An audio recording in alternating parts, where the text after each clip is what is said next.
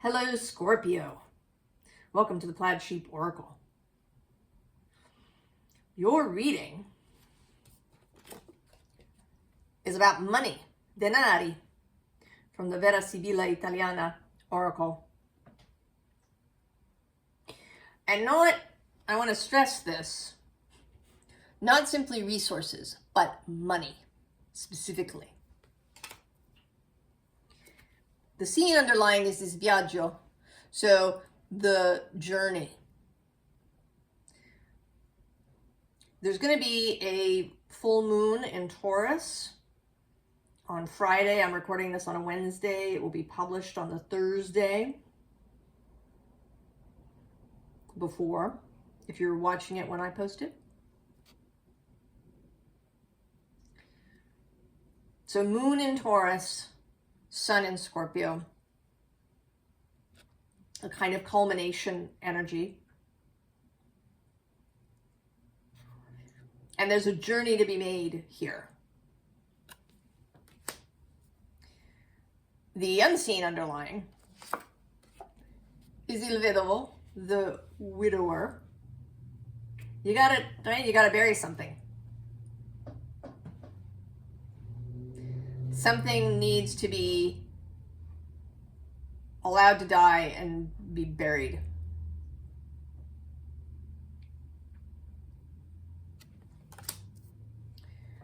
And it may be that these things happen at the same time. I mean, it sort of feels as if this widower needs to come first before the journey, right? He buries his thing. He has a little short period of mourning, and then he gets on his horse and goes.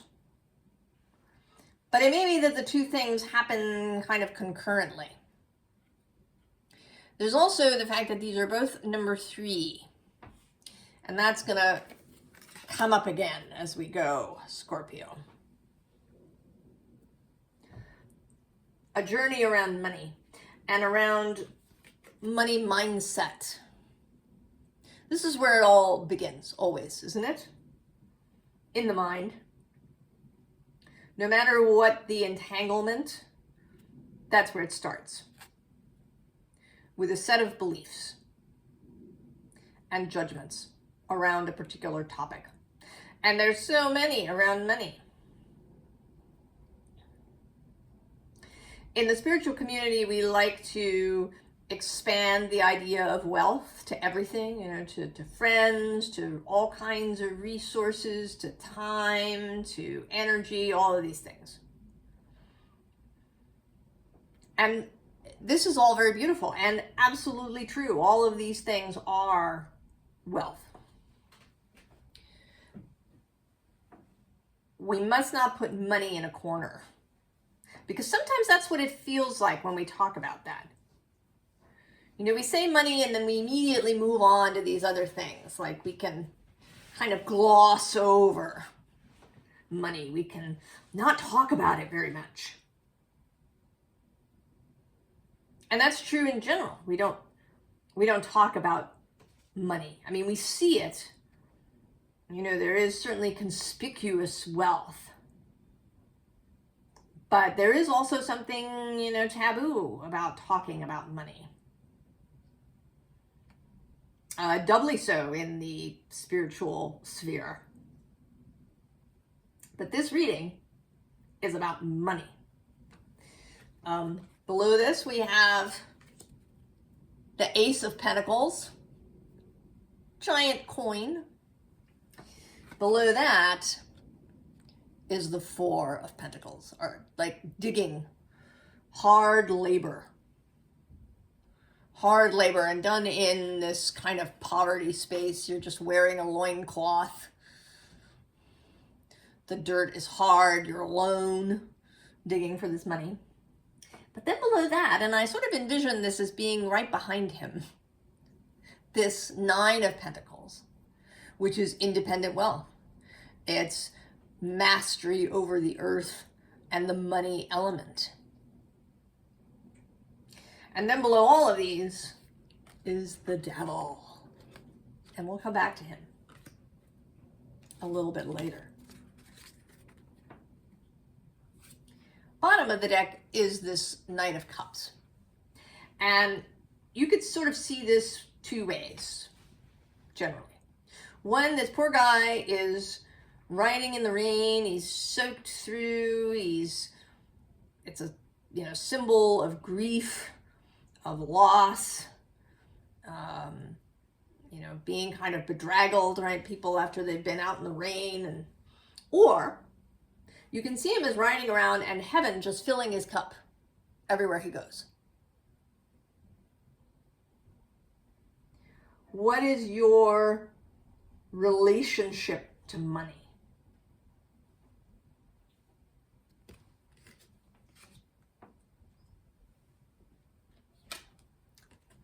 So then we have the Seven of Swords. And in this card, the sort of trickster nature of this card is shown here with the fox offering this coin, which is a replica of the bird.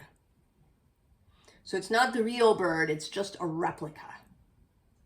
Are you going to be fooled by a replica? And money is certainly symbolic. It is a placeholder in many ways for things. A convenient way to move wealth around. But it is also its own thing, with its own energy and personality. Money has life in an animist world. And how do you relate to it? Is it fake? Is it a trick? Ooh. And then we have this angel handing you a coin. Here, Scorpio, take it. Just take it. You can. You are absolutely allowed. Just take it. Are you willing? Scorpio has an energy sometimes of asceticism,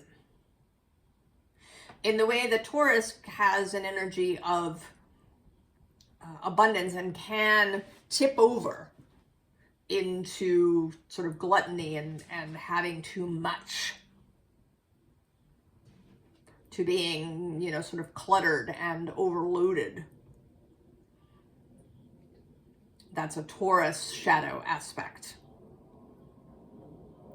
Of having too much, of being unwilling to let things go, of holding on to things. And with Scorpio, it's the reverse. It's pushing everything away. I need nothing. I can be the anchorite living on top of a pole.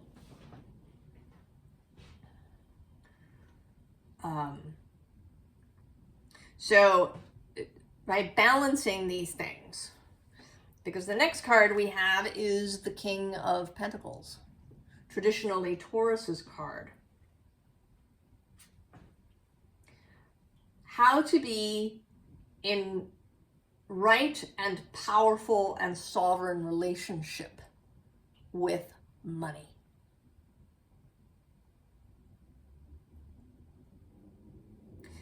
And when that is achieved, to feel really good about it. Nine of Cups. Or actually, I'm sorry, 10 of Cups. So feel really good about it and share it. Because the next card then is this Knight of Wands with his torch. So there is a suggestion here that you get right with money. And then you share that experience with other people. Because really, the world would be a better place if we were right with money. If we didn't, see it as evil or see it as the be-all, end-all. Both of these views are extremes. And there's a middle ground where money is really useful. Money is a partner and a friend and a tool for achieving all kinds of wonderful things in the world.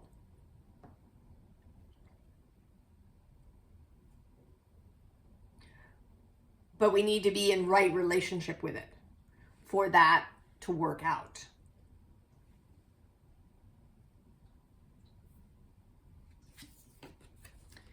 So we have the Ace of Fire, this a new idea. And it's actually interesting to me because here she is in the forest, and this crack that's opened leads into a city. So this feels like moving from this idea that, you know, maybe that only natural things are worthy, right? That only talking about natural abundance, the abundance in nature, is acceptable, into seeing all these things as acceptable and part of life.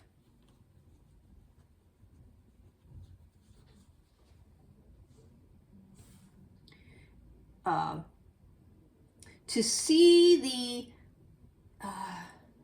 the works of man as artificial is just as much of a separation as seeing man as better than the rest of nature. Right? Because we are nature, we are natural. So those things that we make are natural too. Now, some of them cause problems, but if we can release that sense of judgment about it, then we can find a better route. And there's two cards that sort of support that, or actually three cards. There's this 3 of Fire, and then this 3 of Earth, which is a very collaborative card. But both, the 3 of Fire is collaborative too. It's that taking action, after the 2 of Wands, making the choice and then taking action. That may involve other people. And then there's actually also the 6 of Water below that. Right? And the 3 of Pentacles is very collaborative. Building something with others. And then the bottom of the deck has the 8 of Earth. So there is a work aspect to this. But there's also a growth aspect to this. There's maybe seeing money, right? Seeing money in a different light.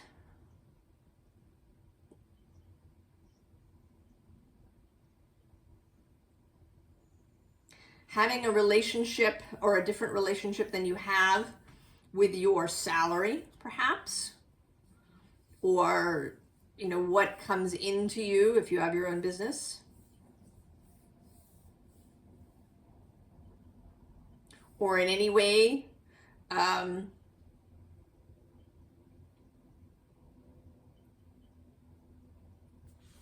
that money comes to you.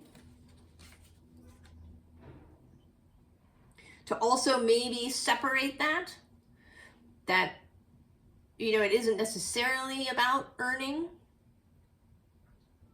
or receiving a specific amount. There's all this, right? I sort of feel like it's untangling. There's a sense here with all these roots and things of untangling money from judgments, from cultural stuff. And then we have these three cards, and in the center, we have this Council of Monarchs. And in this deck, this is the Emperor card. But rather than a single individual, there's four here. So there is a multiple, that there is something very important here about working together, and maybe, and also about money moving around. That part of its magic is not when we hoard it, but when it flows and moves around.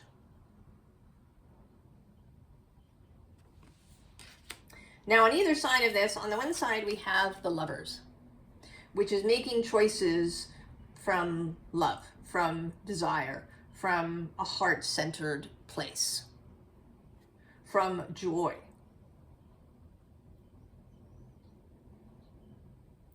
You know, when you buy things, how do you buy them? Do you buy a thing, you know, are you worried about money, so you buy the thing that costs the least, even if it's not the thing you want? You know, this, right, this kind of bringing in that Marie Kondo idea of keeping only those things that spark joy. Well, I would say we should only buy things that spark joy.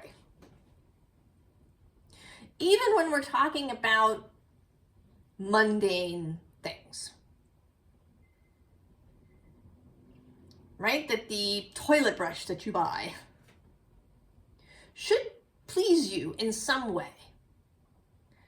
You know, maybe it has a nice handle, or it has an attractive container that it sits in, right? There's something pleasing about it. Or it's just the, you know, the container is just the right size and shape to fit into some corner of your bathroom.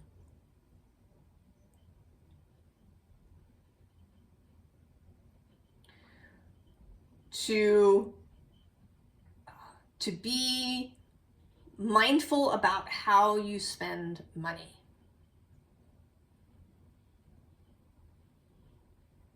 You know, why do you choose the things you do? Do you feel better? If maybe do you actually feel better if you spend a little bit more on something and buy something that's just more pleasing?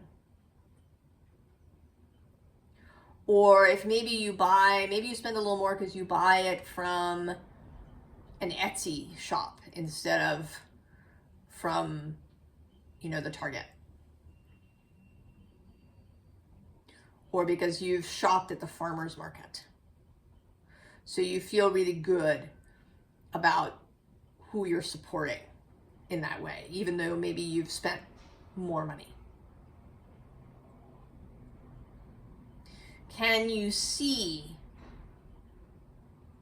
how money can be joyful, how it can be inspiring? And then on the other side,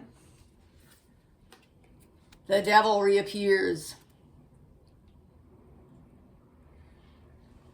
And he too, like the Knight of Cups, can be seen a couple of different ways. One, he can be seen as all of those things that keep us imprisoned in our own mind, right? He's kind of the instigator here for this arrangement.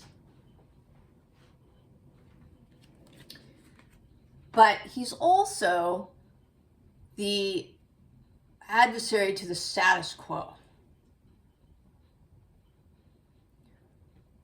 So he may be a way to think differently about money, to see it differently, to turn things on their head upside down. He is associated with Capricorn, with all of the physical realm, with Saturn, who is the physical world. Without Saturn, we wouldn't have physical reality, without that energy of structure.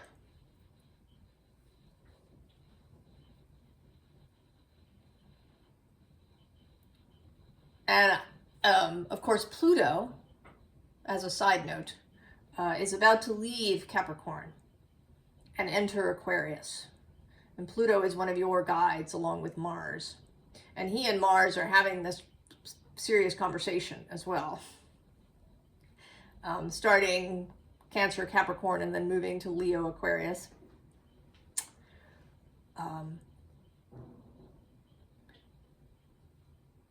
So what is, I think that one of Pluto's gifts moving through Capricorn is a new idea about what money is and how money can create a lot of good. Right? Right relationship, right use of power, right use of money, and right relationship to money. I actually asked about this Council of Monarchs for a little extra information, and I'm going to show you the two cards that came out. The Hermit and this Page of Pentacles. So this Hermit, who always feels very sort of magician-y to me, because she's got this cool red flame in her lantern, and that's the star key there. So this this vision, this integrity, this, following your own counsel, keeping your own counsel. And then this Three of Pentacles repeating. And here, in a very, sort of magical way, right? This creation of something. And you see all of these monarchs have their element between their hands. So the sense also of this card of creation from vision, rather than from fear or distress or a kind of lack consciousness. So then we move to the Nine of Pentacles. Money. This, the culmination, the real understanding of money. Below that is exploration. And I'm just now seeing also perspective. Yeah. And instigation, the Knight of Wands reappearing.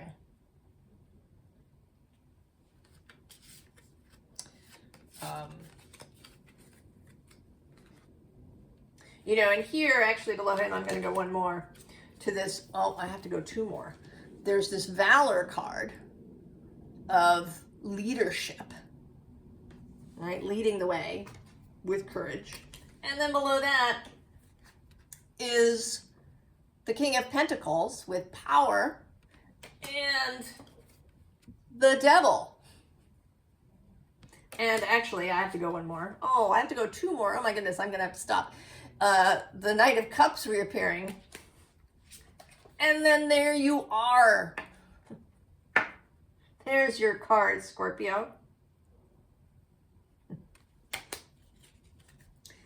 The bottom of this deck, not surprisingly at all, is the Ace of Pentacles with wealth.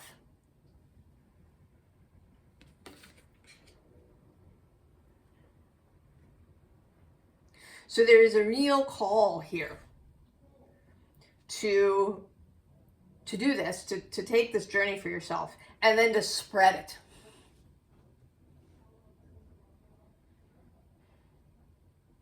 And, there is fear.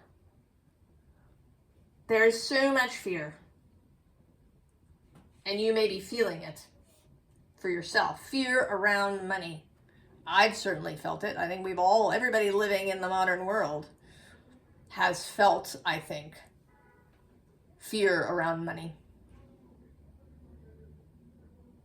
I mean, I imagine that there's many wealthy people who feel a lot of fear. And that it's one of the reasons for, being a billionaire. or for living, in a gated community, or, right? There's fear.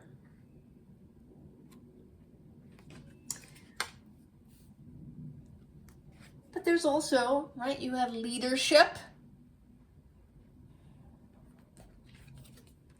and authority, Scorpio. So now we've had 3 kings. And actually, interestingly, the only king we haven't seen is your card, the King of Cups. And, maybe that you've mastered that you, on an emotional level, that you have real mastery there. And what's being called now are the other kings of earth, fire, and air. Power, leadership, authority.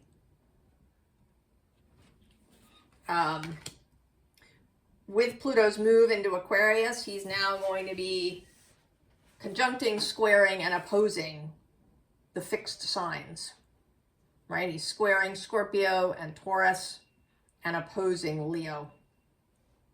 So it's the fixed signs that now have this strong influence and push, even, to change and transformation. Now, there's 20 years, so some of this may take time.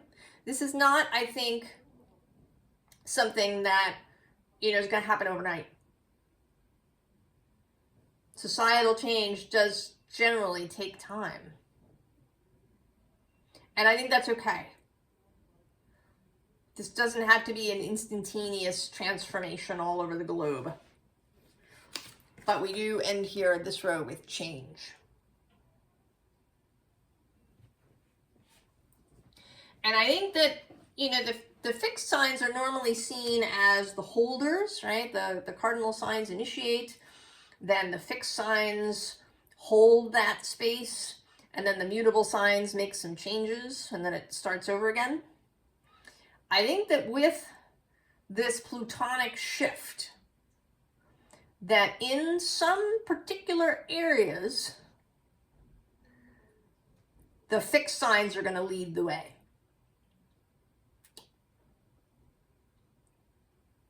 And that one of the areas is going to be around money and other earthy things. So then we have flow,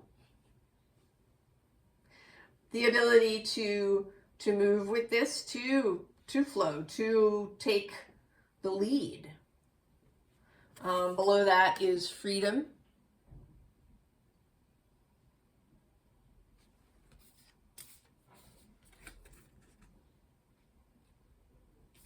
And then the bottom of the deck is sanctuary.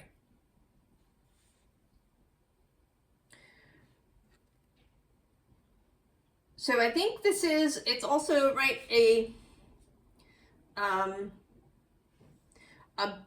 creating a sense of stability and security within the self.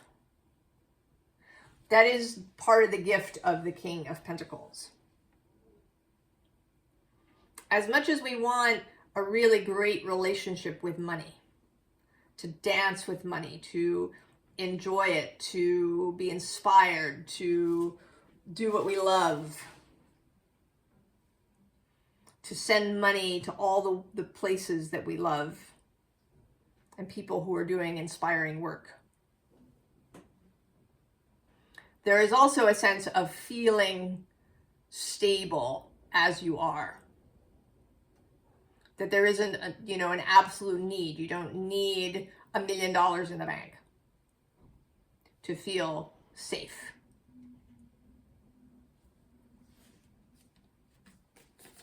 So owl spirit, wisdom. Then wolf spirit, family. And stag spirit, leadership. Yeah? So you're going to take this new wisdom and you're going to spread it around. I sort of see this, right, right? A family, and then the leadership card, kind of friends and also other people, maybe strangers.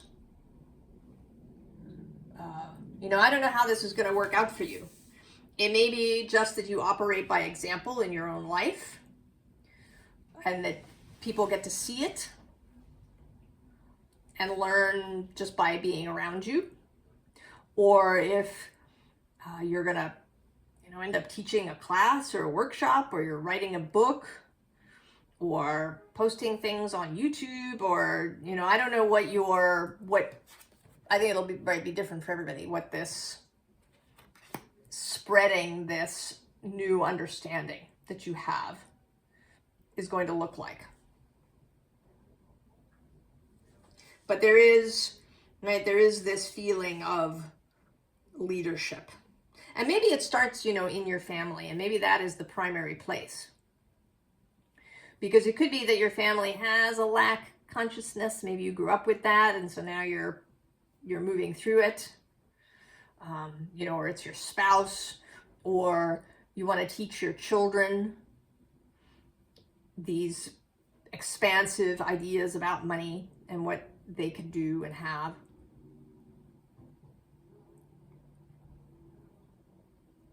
So however that is for you, Scorpio. Specific advice. Not surprised at all. The High Priestess.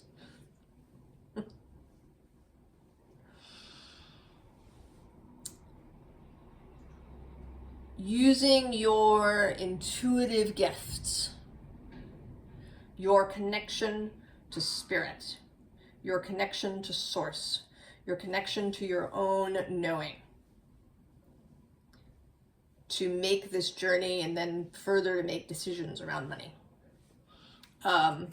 We then also have the Star, the Vision,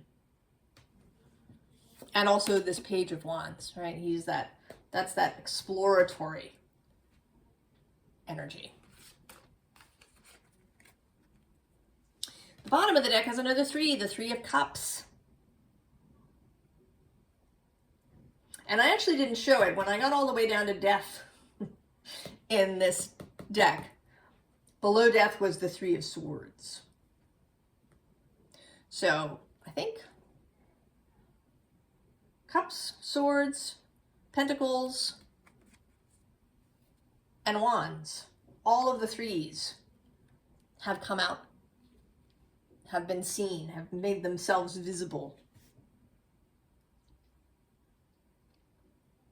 Joy, fun, celebration. Also for me, the 3 of Cups represents a united will within yourself.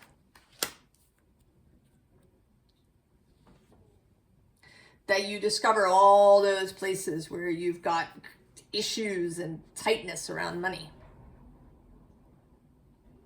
The different motivations that you have, right? The motivation to be safe, the motivation to be frugal, the motivation to be generous, finding ways to bring all of these things together.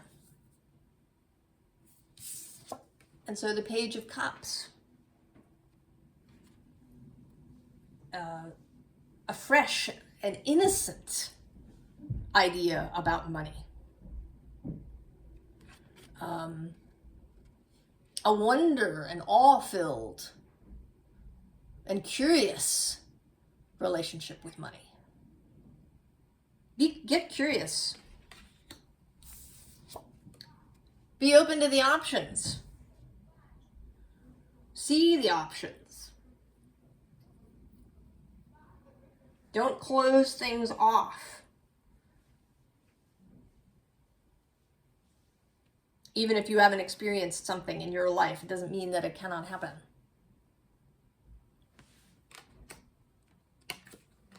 And then, of course, the 8 of Swords. Don't stay there. Right? See, be willing to look.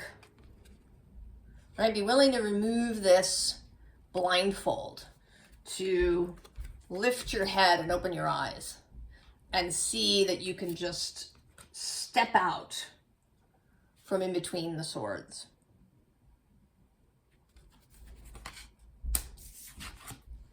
And then the Three of Pentacles one more time. Collaboration.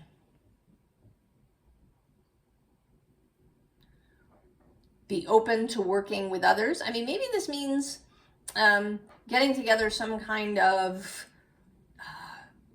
group who talks about this stuff on a regular basis. What is her name? Pam Grout has a kind of posse that she meets with on a regular basis at her house. And, they discuss this kind of stuff. Maybe it's finding a friend to go through this process with you.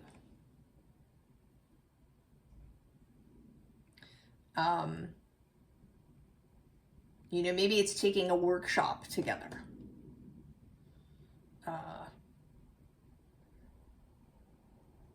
It's making me think now. I've talked here sometimes about Kasia Urbaniak. She has a money course that she's doing this year. So something, of that nature, and maybe you do it with a friend.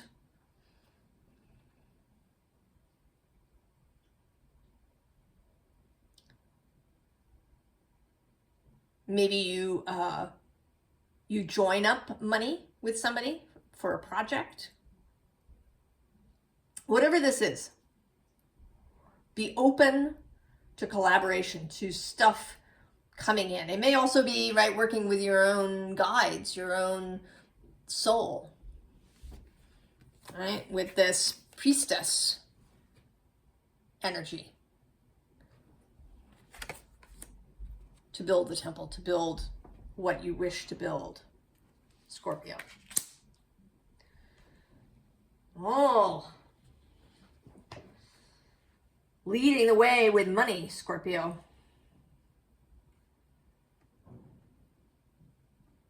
I can't wait to see what happens for you.